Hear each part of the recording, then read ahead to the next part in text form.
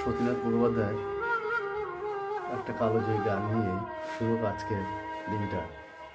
মরমিয়া তুমি চলে গেলে দরদিয়া আমি কোথা পাব, কারে আমি এ ব্যথা জানাবো,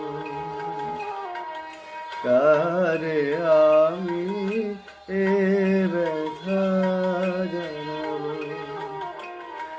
মরমিয়া তুমি চলে গেলে দরদিয়া আমি কোথা পাবো, কারে